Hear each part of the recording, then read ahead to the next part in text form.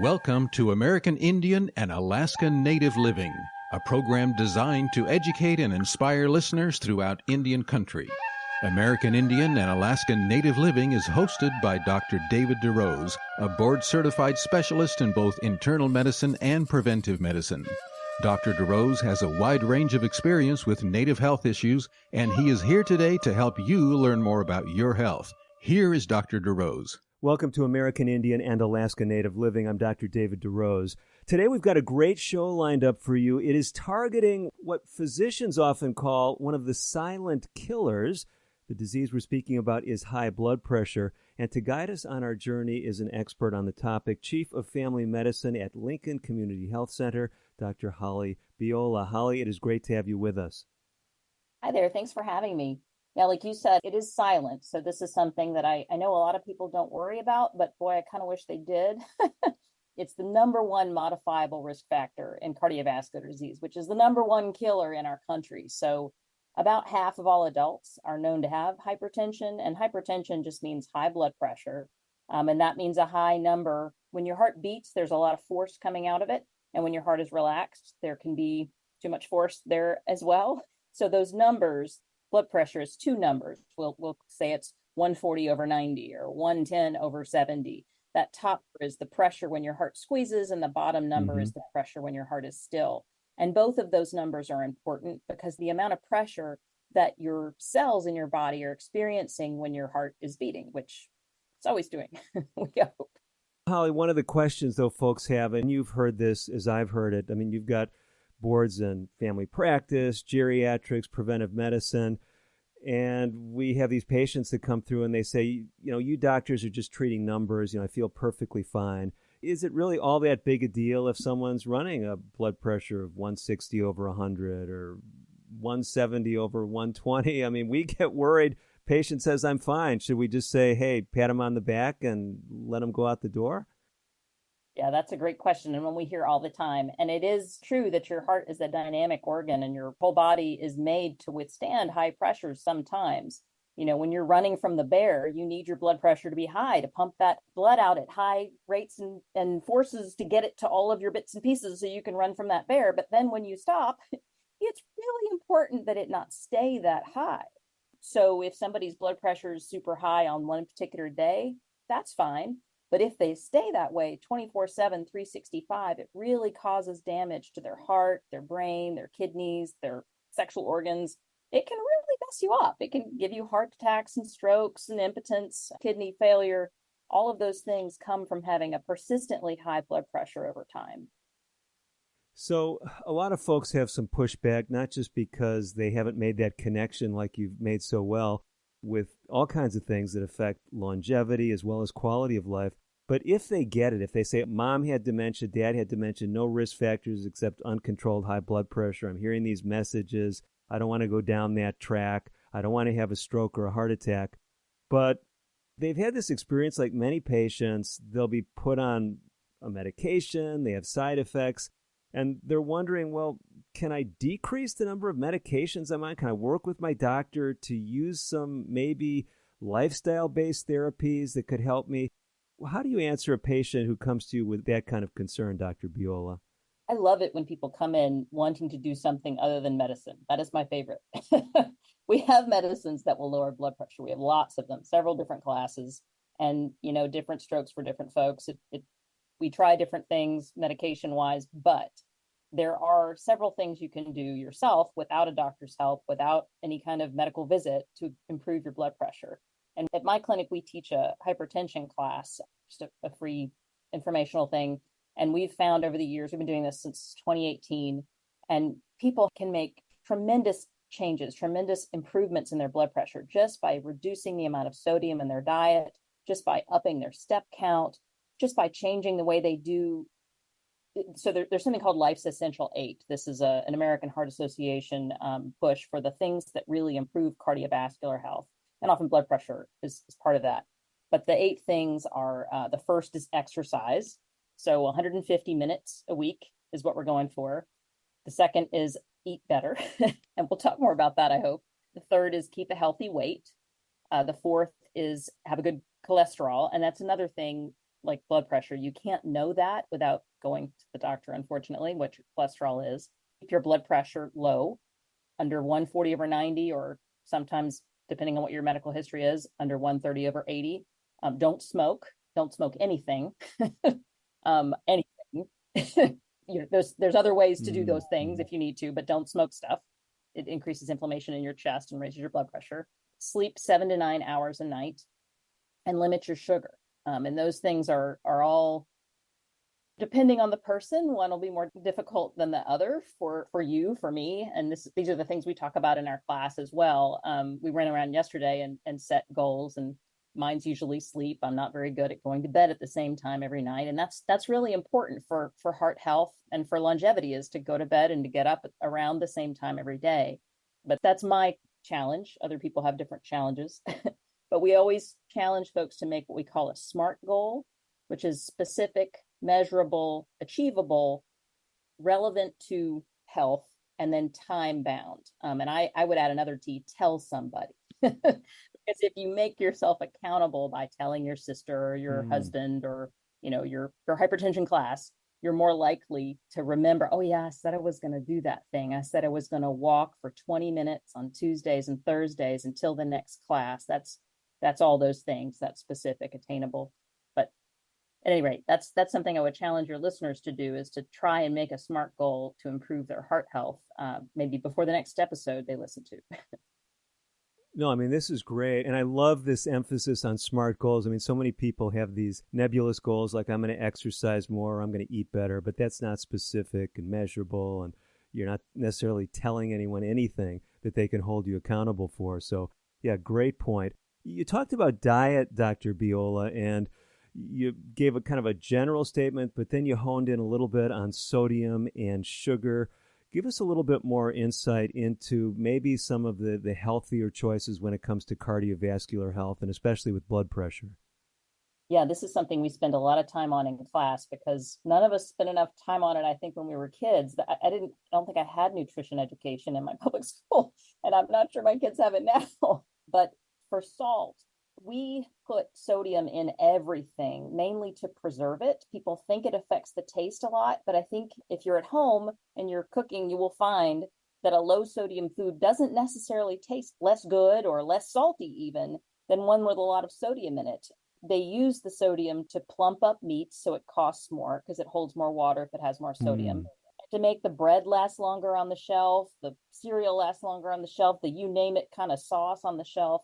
So we ask people to try to look at labels and choose things that have less than 400 milligrams per serving. And the reason we chose 400 is, it's going to have some in there, but there need to be things that are just off the list.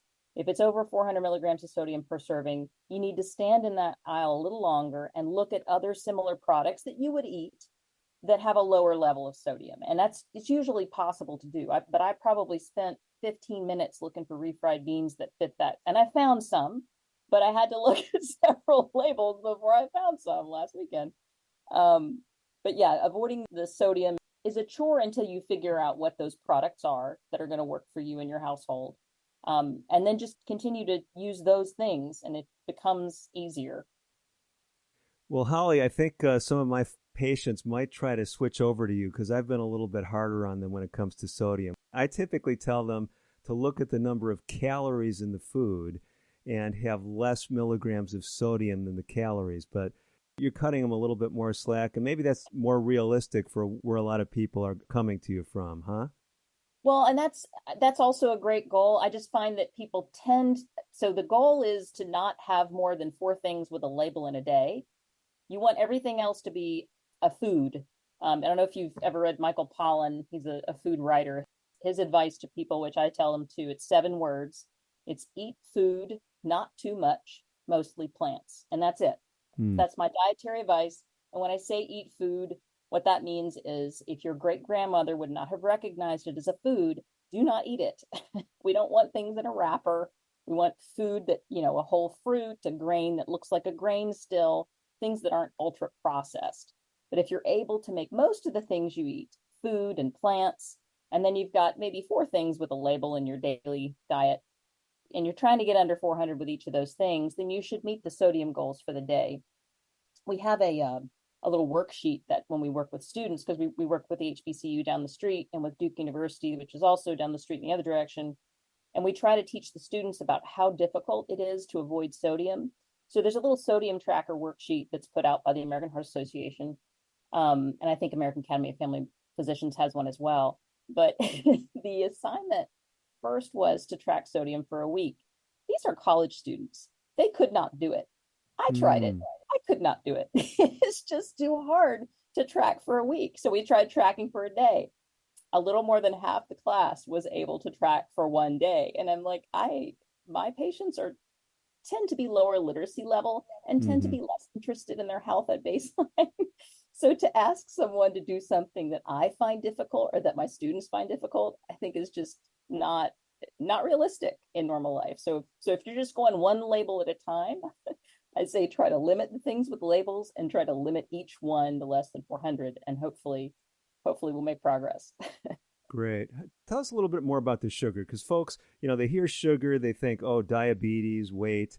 But when it comes to high blood pressure, most people, sugar is not on their radar screen. What's the connection there? Yeah, that is more a cardiovascular health overall. I think it leads to yesterday we were talking about blood vessel crispiness. You don't want your insides to be crispy. The blood vessels that break, and we should talk about strokes because it's National Stroke Awareness Month. But what causes, we were talking about how your heart is so dynamic and your blood vessels, you want everything to be supple and stretchy so that you can run from the bear and then stop and Netflix and chill. And you want those things to all be possible. And in order for that to be true, everything needs to be stretchy and supple, and you don't want buildup. They call it atherosclerosis, which means hardening of the arteries, I think in Latin, but it means crispiness in your blood vessels. And the way to not have crispiness in your blood vessels is to not have cholesterol and sugared glycosylated proteins, which just means sugared up walls of your blood vessels. You don't want sugar and cholesterol in the walls of your blood vessels. You want them to be stretchy and muscular and, able to respond quickly. But if you try to run from that bear and you have a crispy blood vessel that's just not one to stretch, sometimes it actually cracks open, and then you end up with clots and strokes and heart attacks. So to try to not have the crispiness in there, you want things to not get sugared up by eating too much sugar, because that excess sugar stays in your bloodstream and sticks to the sidewalls and makes the cholesterol stick to the sidewalls and just gums up the works. So we try to keep your total added sugar under 50 grams a day. The American Heart Association differentiates between men and women, but that's hard. So I keep it to what CDC says, which is less than 50, which is difficult, really difficult if you're eating things, labels that are potentially ultra processed foods.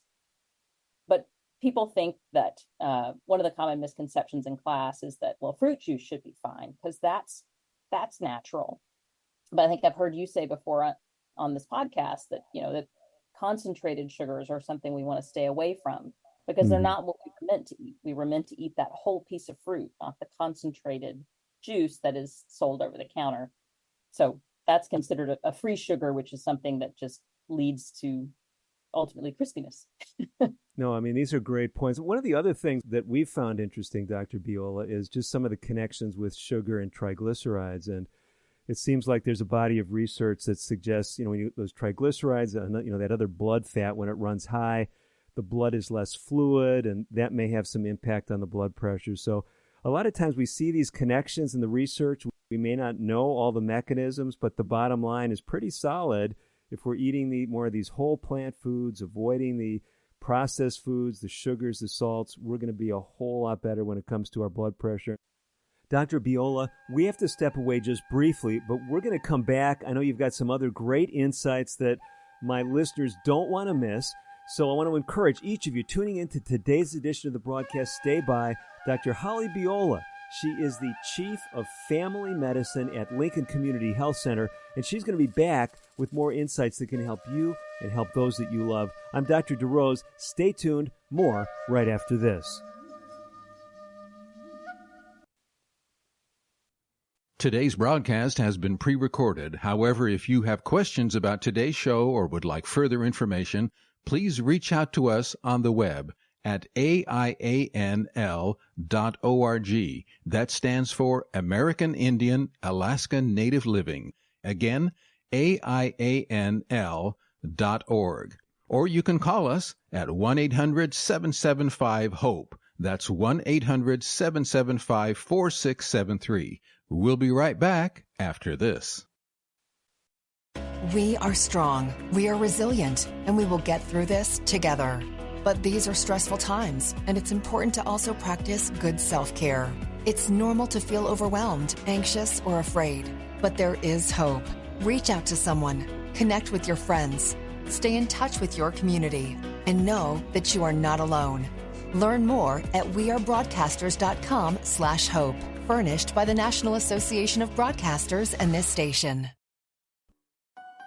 When Jim died, I wondered if I would be able to keep the farm. Then I heard about the USDA's loan program for socially disadvantaged farmers and ranchers.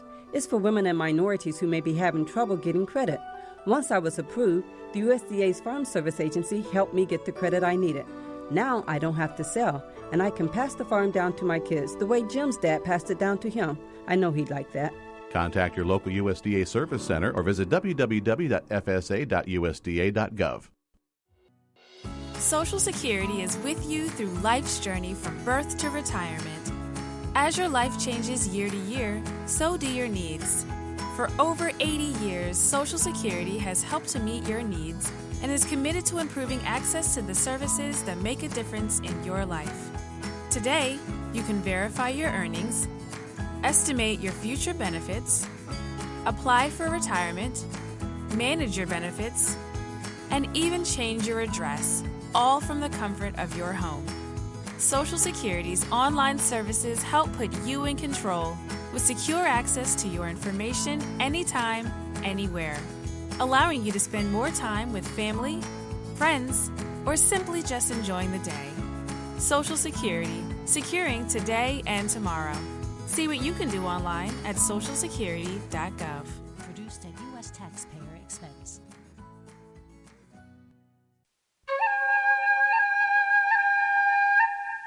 You're listening to Dr. David DeRose on American Indian and Alaska Native Living. Your comments and questions are welcome. Call now at 1-800-775-HOPE. That's 1-800-775-4673. Here again is Dr. DeRose. Welcome back to American Indian and Alaska Native Living. I'm Dr. David DeRose. My guest today, Dr. Holly Biola.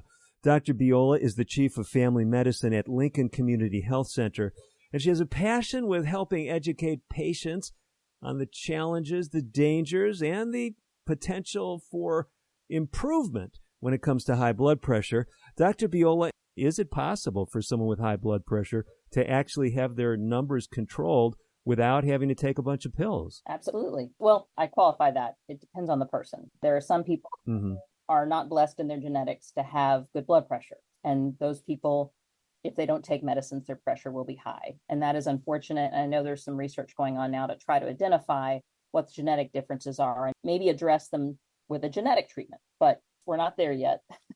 We're still having to give medicines to the folks who can't bring it down with these lifestyle changes we were talking about. But if you can bring it down on your own, why wouldn't you? You know, it's less expensive long-term for lots of reasons. But we should touch on strokes really quickly, I think, if we can. Please. That is so critical. Please, Dr. Biola. Yeah, in my population, we see a lot of strokes. And one thing to understand, and one of the reasons that people don't get help for their strokes, is that the most common type of stroke, the clot type of stroke, which I think is about 3/4 of all strokes, doesn't hurt. It's not uncomfortable at all. I had a friend who's a neurologist who had a stroke who actually said that she kind of felt peaceful when she had a stroke.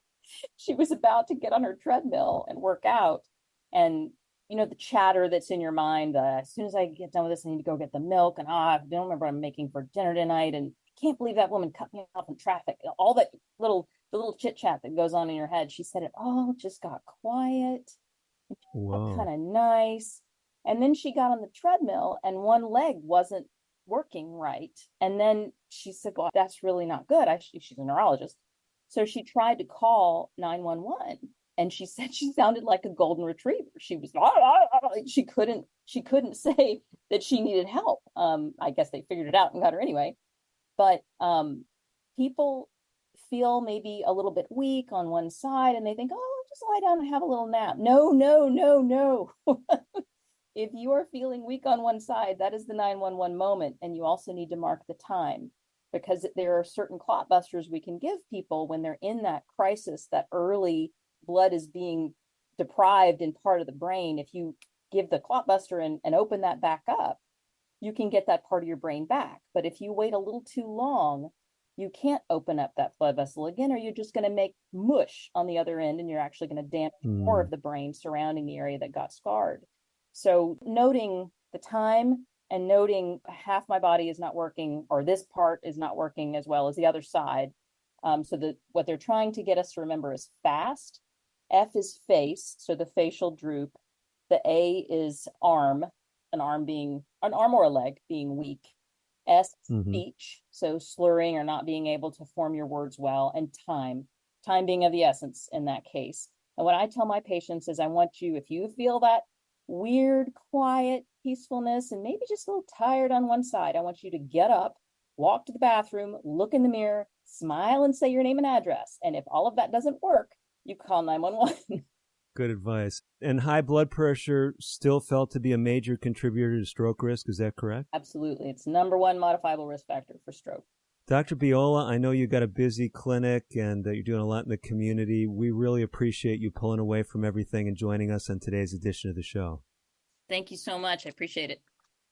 Continued success to you. If you're taking Dr. Biola's counsel to heart, you're saying, well, yeah, all of this is great stuff, but I don't have that kind of support network that Dr. Biola was mentioning. I'm not going through a high blood pressure program in my community. Well, let me first challenge you to check out options right in your own backyard. If you're in the vicinity of a tribal health center, ask them, do they have a program for high blood pressure?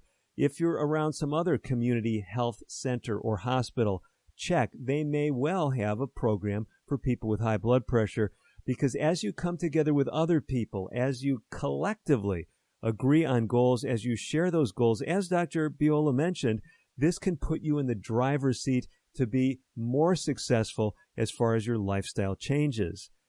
But if you say, well, hey, I'm out in the middle of nowhere, I have limited transportation, how can I get help when it comes to high blood pressure? I want to remind you, if you're a regular listener, of something that you've heard about before. If you're just joining us for the first time, I want to introduce you to one of our sister websites, a partner of ours at American Indian and Alaska Native Living. It's called Timeless Healing Insights. And this organization has given me the opportunity of working with them on developing a free online program, especially addressing high blood pressure and diabetes. We call it 30 Days to Better Health. You can take advantage of that free program simply by going to timelesshealinginsights.org/30. timelesshealinginsights.org/30. When you go there, you'll have an opportunity to sign up, give an email address, and then what will happen is every day for 30 days, you will get a link to a short video. The videos average just under 6 minutes per day, and we will walk you through in more detail a number of the things that Dr. Biola spoke about. One day we'll speak in detail about sodium. Another day we'll speak in detail about sugar. We'll speak about other food choices like eating more beans, eating more green vegetables. We'll speak about stress management. We'll give you pointers on physical activity and even things that can make a difference in the social and spiritual sphere, because we're whole people. I don't need to say that to an audience comprised of First Nation peoples. So my point is simply this. There are resources out there that can make a difference when it comes to translating a concern about high blood pressure into actual action, things that you can practically do. So take advantage of local resources. Take advantage of our free program at timelesshealinginsights.org/30. Or if you're just on the general timelesshealinginsights.org webpage, scroll down until you see 30 Days to Better Health. That is our free program for high blood pressure and diabetes. And most important thing you can do is start taking steps in the right direction, moving in the right direction as far as healthier eating, stress management, physical activity. These things can yield powerful dividends when it comes to high blood pressure. Some of you are also aware that I had the privilege some years ago of co-authoring a book called 30 Days to Natural Blood Pressure Control. In fact, I met Dr. Biola at a national conference, the American College of Preventive Medicine's annual conference being held in 2024 in Washington, D.C.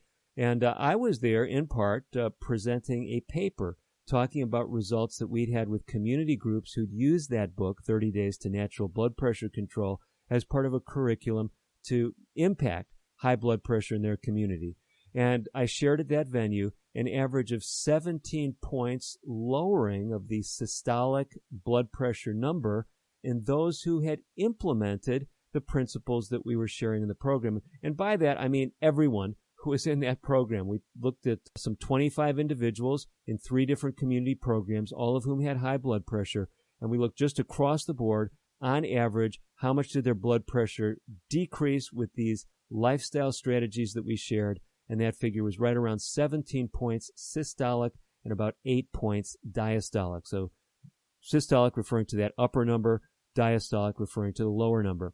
So the point is, it doesn't have to be our book or our free program online. It could just as well be Dr. Biola's program there in North Carolina. Could be a program in your backyard, maybe in New Mexico or California, Arizona. Maybe you're in the Northeast or the Northwest, Northern Plains, wherever you're at, the Southeast. You could be in Canada. We have listeners in Canada. Wherever you are connecting with people and making steps on a healthy lifestyle journey, this can make a huge impact. And to put this in perspective, so I mentioned the possibility, what we saw in real life, average about 17-point lowering of systolic blood pressure. How does that compare to a typical blood pressure medication? If you look at the data, the average blood pressure medication in a standard dosage lowers blood pressure about 10 points systolic. So the point that we're making is, just like Dr. Biola mentioned, you may not be able to get off all medications based on your genetics, early life history, things that impacted you while you were in the womb. All of these things have a bearing on hypertension, but you can make a difference. You can likely, in working with your provider, decrease your dependence on medication through healthier lifestyle practices and possibly get off all of those medications altogether. Don't just throw the meds away, though. Okay, don't flush them down the toilet and say, hey, I'm going to do this all naturally, because some high blood pressure medications, if stopped abruptly, can be extremely dangerous. Problems like what we call rebound hypertension, where your blood pressure goes up higher than you've ever seen it before because of abruptly stopping a medicine. Other medications, if abruptly stopped, can trigger a heart attack, even if you've never had a heart attack before. So please, if you're working to get off your medications, work with the provider, the one who prescribed that medication, and that will put you in the best position for long-term success. We do have to step away just briefly. We've got another great guest who's joining us in the next segment of today's show. I'm Dr. David DeRose. I'm encouraging you to stay by. We've got material from the heart of Indian country looking at another chronic disease that you just may have a challenge with and could use some pointers. Stay tuned. Dr. David DeRose, I'll be back with you right after this. American Indian and Alaska Native Living will continue in a moment. If you have questions or comments about today's pre-recorded broadcast, please contact us on the web at aianl.org or call 1-800-775-HOPE. That's 1-800-775-4673. A message from the National Police Association. It used to be that any able-bodied person would offer to assist a police officer in danger. Now, passers-by are more likely to take a video. There's a better use for your phone when an officer's in trouble. Call 911. Tell the operator where you are and what you see. Then, start your video to provide evidence later. To learn more about how you can assist law enforcement, visit nationalpolice.org. That's nationalpolice.org. Unlike other health concerns, mental illness is not always easy to see. Depression won't show up on an eye chart, and you can't measure it on your bathroom scale. Sorting out a mental health concern is not something to attempt on your own. You won't find a bipolar disorder by looking at a thermometer. Like many other health conditions, help for mental illness takes professional diagnosis and treatment. Anxiety won't just go away under a stick-on bandage. So the sooner you seek treatment, the better. If you or a loved one has a mental health concern, don't go it alone. Find out what to do. For 24-hour free and confidential information and treatment referral, call 1-800-662-HELP. Learn more at samhsa.gov/support. That's samhsa.gov/support. Using meth taught me everything about freedom, only not like you think. It taught me how easy it is to lose your freedom. If you think meth is taking control of you, ask for help. You have the power to be truly free. I know. I'm Jan, and I'm free from meth. If you or someone you know is struggling with meth, call 1-800-662-HELP for 24-hour free and confidential treatment referral. Learn more at samhsa.gov/meth. You're listening to Dr. David DeRose on American Indian and Alaska Native Living. Your comments and questions are welcome. Call now at 1-800-775-HOPE. That's 1-800-775-4673. Here again is Dr. DeRose. Welcome back to American Indian and Alaska Native Living. I'm Dr. David DeRose.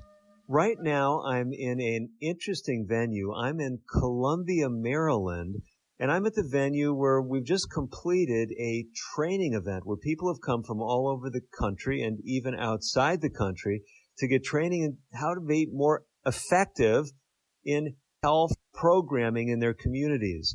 With me, sitting next to me here in Maryland, is someone who I think I first crossed paths with in Oklahoma, Debra Warden. It's great to have you with us. Thank you. Thank you for having me today. So, Debra, I know you're active in Oklahoma. You are active in community initiatives in Tahlequah, Oklahoma, the heart kind of the Cherokee Nation there in Oklahoma. Tell us a little bit about what you were doing here. Come all the way from Oklahoma to Maryland to get training in. Well, I came to go through the Journey to Wholeness facilitator training so that I could take this information back to Oklahoma, and particularly Tahlequah, where I serve the Native community. And I just wanted to learn how to help them to heal from their addictions. Okay, so we're connecting some of the dots here. The program is called Journey to Wholeness, and this is a program that was developed by the Seventh-day Adventist Church, in my understanding, to help people on their journey with recovering from addictions. Is that a simple way to describe it? That sounds pretty clear. So tell us a little bit about the training. It was very intensive. I know there was some 12 hours of training, as I understand it, over the course of a weekend. Tell us a little bit about what you learned. Well, I learned that there's a lot more to addiction than what we tend to think of as just being an alcoholic or a drug addict. That's just the tip of the iceberg. There are so many other addictions, and they come from the same basic wounds. No, I love this perspective. So basically, I've heard it described this way, and I don't know if this came out in your seminar because I was involved teaching another track here at the event. But I've heard some psychologists say we're all prone to addiction because we all have these wounds. We all have these empty spaces in our lives that we want to fill with something. And so it's almost as if addiction tends to be kind of the human condition. Some people hear that and they say, well, I don't have any addictions, but it's so easy for any of us to fall into something. Was that part of the framework for the training, or was it a little bit different than that? That's pretty spot on. I took a training earlier. I learned something really interesting. It was profound to me that the original Greek word sozo means the same as healing and salvation. They're used interchangeably. And that was just so profound. And the more I learn about addiction, recovery, healing, the more I understand that in a way that brings me to tears. It's so interesting that you mentioned that because, of course, people that have heard of this Christian model of healing, there's a faith-based training that you're receiving. They often look back to Jesus' example and to the Greek writings of the New Testament. You mentioned this term sozo that's used for salvation or healing. How does this relate to this diverse audience that you're trying to help? Because I know some of the folks that are going to walk through your doors, some of the folks that you've ministered to there in Tahlequah and other places in Oklahoma, they may say, I embrace a Christian worldview, but others may not, but they need help with addictions, and you want to help all of them, is my understanding. I do. And in the Native community, their core beliefs are often different than what I see as a typical Christian viewpoint. So it takes a different approach to reach them where they have no reason to even trust anyone ever. So when you build that relationship first and just get to know them on a personal level and know what's going on in their life and genuinely care about what's happening to them and in their lives, then you can reach them in a way that will help them heal physically, mentally, spiritually, every way. So basically we're talking about some different framework for healing from addictions. I'm Dr. David DeRose, Debra Warden visiting with me. She's got deep roots in Oklahoma, and she's trying to look at some different mindsets, some different perspectives that can help on this journey with addiction. Now, we're in this venue. It's kind of noisy if you folks are catching some of the ambiance, and we wanted it to be that way because we're in a real conference setting. The conference is completed. There's still folks taking down exhibits. There's folks trying to restore the venue to its state prior to the event. But I want to step back, Debra, and talk a little bit about this journey to wholeness. I really like the name of the program, speaking about a journey. Tell us how they use that metaphor. Why is it a journey? It's a path to becoming whole. It's not, I learned that, now I'm well. It is a process. There's a lot to learn, a lot to unlearn, and it just goes so deep and so far back in not just our own childhood, but generationally. So I think we've got this picture. So we're talking about a journey, the journey to wholeness. And a lot of folks, Debra, when they hear about addiction recovery, they think of 12-step programs. Is this also based on a 12-step model? This is a 12-step model, Bible-based, a Christian-based 12-step recovery program. So let me ask a question. I know you're there in Tahlequah. You're offering services to people of any background, whether they're Native or not.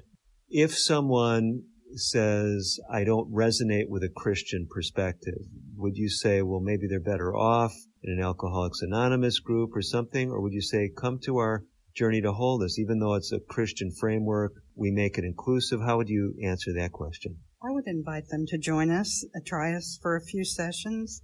And when they see that we're primarily focused on their healing journey more than you have to learn the Bible, it's not like that at all. Okay, so someone who's coming from a Christian perspective, they're going to feel very comfortable with this. Someone who's not, people like you who are the facilitators are going to try to make them comfortable too. You're there to help people, not to push some kind of doctrinal or religious perspective, right? That's right. It's not about that. It's about healing. So let's come to this question then. You have a venue, I understand, in Tahlequah. It's actually a Seventh-day Adventist church, if I understand it correctly, but I've heard some interesting things about it. So bring us up to speed for some of our Native listeners in Oklahoma and others who may be in that area. Well, we do have a church in Tahlequah, but in January, due to the weather, we were unable to actually physically be there for 2 Sabbaths in a row. So for 2 weeks, the building was empty, and when I was able to go back, I opened the door to a flood of water coming out. Our pipes froze and busted, and now we're pretty much going to have to demolish the building. It's bad. We froze and busted upstairs, and it flooded upstairs and downstairs. Oh my. So you really, we talk about journeys, and you're trying to help people journey to wholeness, but really you're dealing with your own journey just as far as your facility. So this huge amount of water damage, and I can relate to this in my own family. We had a family member a year ago around the same time, went through the same ordeal with all the water damage and everything that was not a whole tear down of the building, but it's really so bad that you think you might have to level the whole building? I'm not the one making that decision, but in my opinion, we're not just dealing with broken people. We have a broken building. Now, but you're sitting next to me, and I know it's radio, so you folks can't see that Debra's smiling. And I don't know if she's smiling because it seems so overwhelming and that's the way you're dealing with it, but it seems like you have a very positive outlook. God is so good. That's all I know to say, because even as horrible as it sounds, we have been so blessed. It's not even in disguise. The Holiday Inn Express is allowing us to use their conference room at no charge indefinitely. Wow. We had a baby shower for one of our Native families last Sunday, and they didn't even charge us for that. And we've been told if we need to have a baptism, let them know. They'll close the pool down for us. And 2 of their employees have lunch with us every Saturday. And they're interested in our lifestyle and our literature. And one of the women workers made us a sign out of their wet floor sign. She printed a "Welcome to the Seventh-day Adventist Church." Okay. And because that sign was in the hall, a construction worker stepped in and said, "Hey, I'm Freddie. I'm from Florida, and I'm going to be here for a year worshiping with you." So some amazing things are happening. And I'll just tell you, Debra, since you mentioned that story, one of the things that inspired me about this conference is just this whole theme that I sensed. Several of the stories we heard were based on a Netflix documentary, something like Living to 100 or Live to 100, based on these blue zones. And one of the folks that was one of the speakers here, his mom, who's in her 80s, was featured in this documentary. And so they were speaking some about how there's this sense among Seventh-day Adventists. For those of you tuning in, if you're not aware, Seventh-day Adventists are the majority population in one of the so-called blue zones in the world, which is Loma Linda, California. And these are places that are known for their longevity throughout the world. And so there was this collective sense at these meetings, they were put on by the Seventh-day Adventist Church, and they were talking about how, as Seventh-day Adventists, we have this heritage, these insights, this experience, this life history that is not something to be kept a secret, but is to be shared with other people, not necessarily to make them Seventh-day Adventists, but to share with them the journey to wholeness, if I could borrow that expression, even though it's not just speaking about addictions and all these programs. So tell us a little bit more about what gripped you about these programs here and what you think might be encouraging to some of our listeners on American Indian and Alaskan Native living. Well, it seems like everybody has a program that they're pushing these days, and Native Ministries does have Diabetes Undone. It's a great program, and we actually have a new updated version. A friend of mine has gone through it, and he has lost 165 pounds and come off all diabetes medicines. And it's type 2 diabetes, just from doing the Diabetes Undone program. And that's wonderful. But in my thinking, it just kind of all goes together.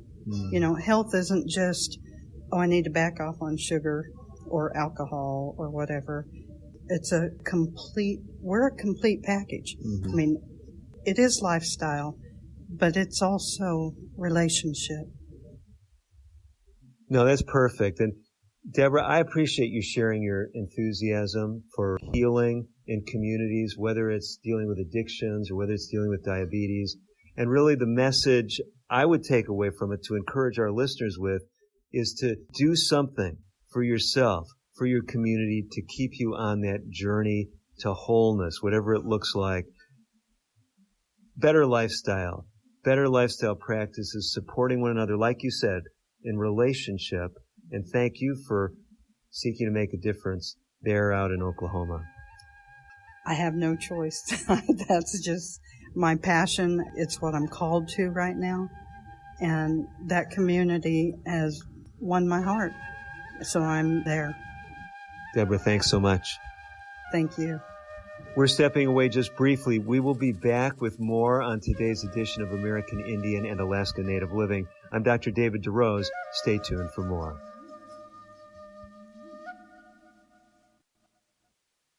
Today's broadcast has been pre-recorded. However, if you have questions about today's show or would like further information, please call 1-800-775-HOPE. That's 1-800-775-4673. We'll be right back after this. If a natural disaster comes knocking, how prepared is your family? You can't just close the door on earthquakes, floods, or hurricanes and hope they go away. That's why it's important to make a plan now. Ready.gov/plan has the tools and tips you need to prepare your family for an emergency. So if disaster shows up at your doorstep, you'll be ready. Visit ready.gov/plan and make a plan today. Brought to you by FEMA and the Ad Council. I'm just texting him back. I'm just posting a story. I'm just changing the song. No. When it comes to distracted driving, just don't. Sending a text takes your eyes off the road for just 5 seconds, but in that time, your car can travel the length of an entire football field. Any distracted driving just isn't worth it. Visit StopTextsStopWrecks.org. A message brought to you by the National Highway Traffic Safety Administration, Project Yellow Light, and the Ad Council. What is a number story? My number story started with fear and a lack of support, and it has led me to be there for others. A number story begins in our childhood with ACEs, adverse childhood experiences. My number story begins with the separation from my father and the emotional abandonment from my mother, and leads to me being a role model to not only myself, but those around me by becoming the person that wasn't there for me.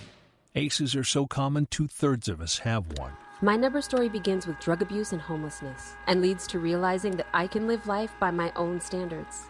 A study found the more ACEs, the more likely we may experience a host of serious health effects, physical and mental, but that doesn't need to be the case. Your ACE number is simply an entry point to your own story. Where it leads is up to you.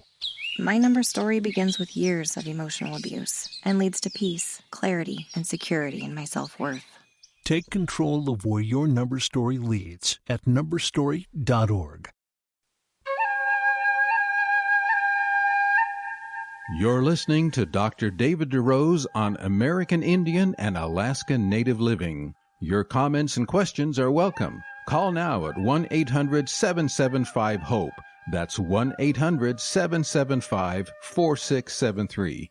Here again is Dr. DeRose. Welcome back to the final segment of today's edition of American Indian and Alaska Native Living. I'm Dr. David DeRose. Today we're winding up the show with a segment that's really inspired by a group of people who've been inspiring me.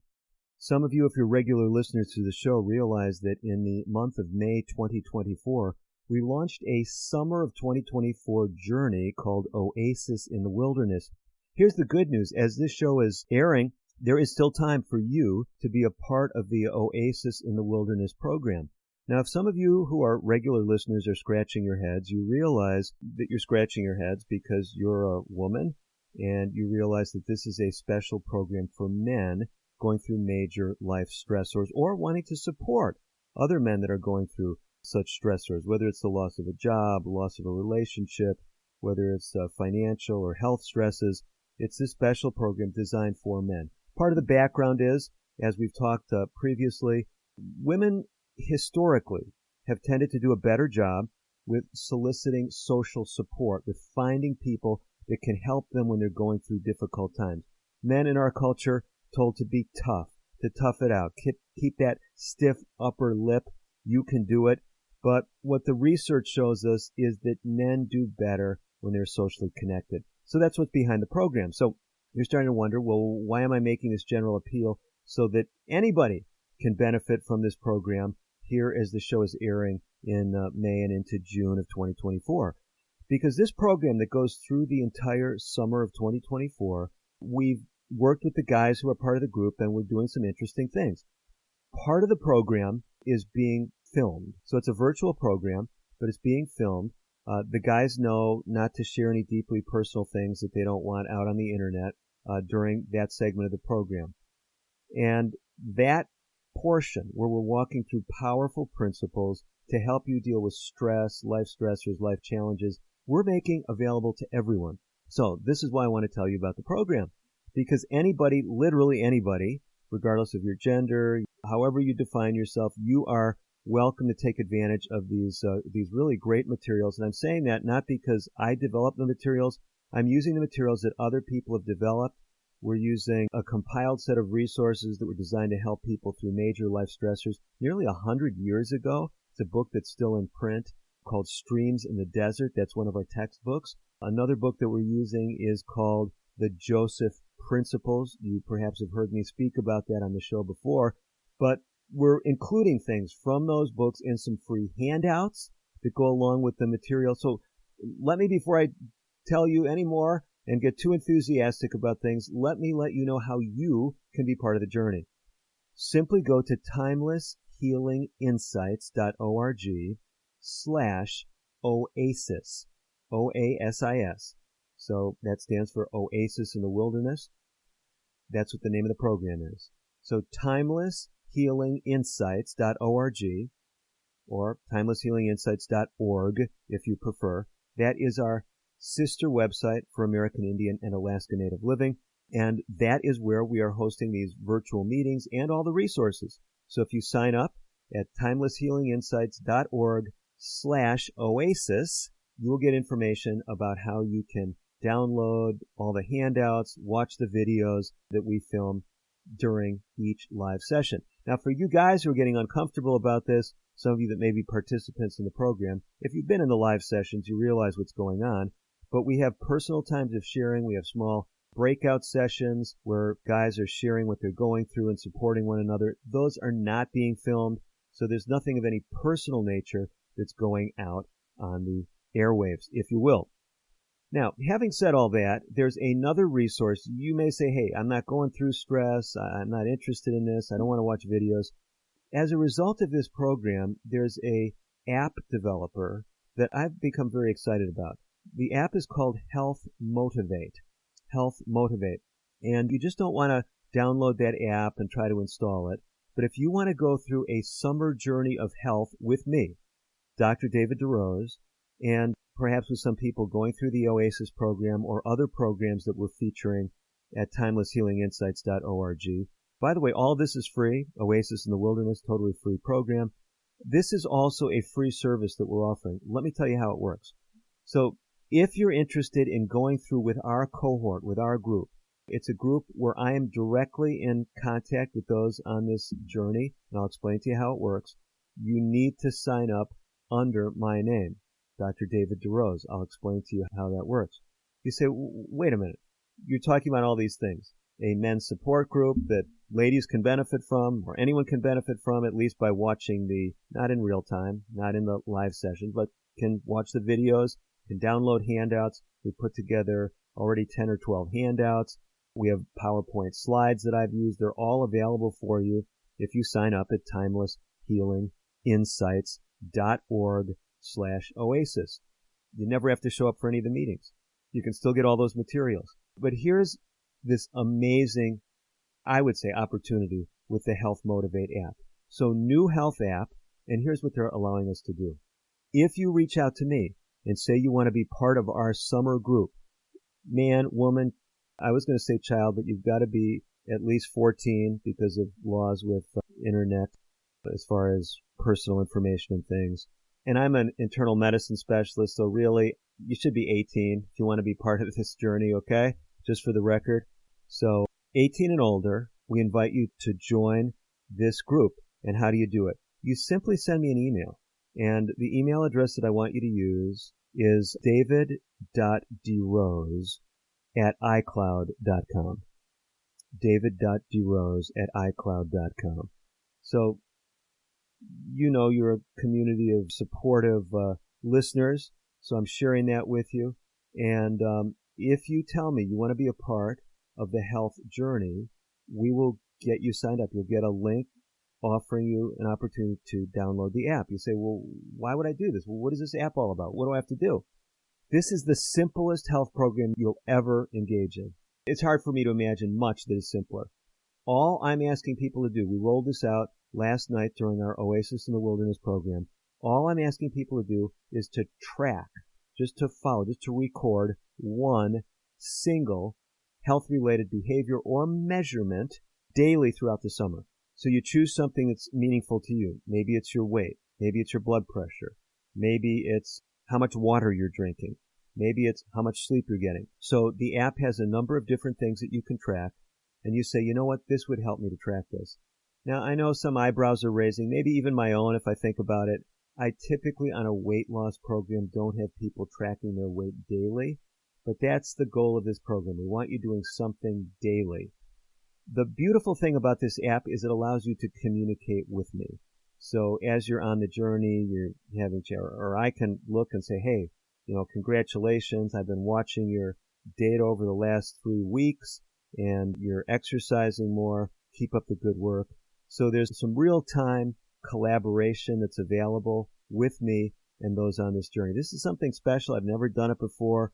If I'm getting myself into too much, I may cry uncle by the end of the summer, but we're committed to supporting you through this. So if you want someone to be accountable to, you don't have to tell me what your goals are.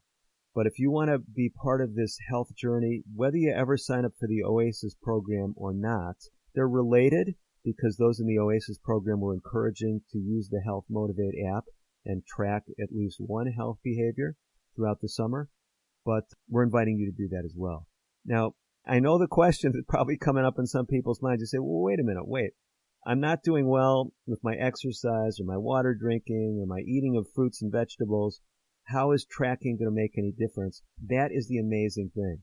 Some of you may have heard me recently in this season of shows. We had a guest on talking about how there's research showing that if you simply measure something, it helps you to do better. Just paying attention to something is associated with better success. So we're really interested to see what can happen with a group of people if they just say, hey, I'm going to try to work on one thing. I'm going to try to do better with my sleep or my exercise. I'm going to sign up for the Health Motivate app. And how do you do it? You send Dr. DeRose a email, david.derose@icloud.com. Let me tell you this, too. If you're worried about confidentiality, we have all those policies and things in place, but go the extra step with you. We do have to have a valid email address because that's the way we communicate with you, but go ahead and use an alias. Take out a new email address, okay? Set up a new email address, use an alias, so that's all fine, but give us true information about what you're working on, various demographics that it may ask you about. So I really hope that you've caught some of my enthusiasm for what we're doing in the summer of 2024. It's not too late for you to join, either in person, if you're a man and wants the support of the Oasis program, or if you're anyone who wants to take advantage of the materials. That's all available at timelesshealinginsights.org/oasis. If you just want to join us for the health journey, send an email to me, david.derose@icloud.com. Send me whatever name you want to use and a valid email address, and we'll get you signed up for the app. Listen, we've had some great guests on today's show. We've shared some material that I'm excited about. Hopefully today's show has made a difference for you. As always, I'm Dr. David DeRose, wishing you the very best of health.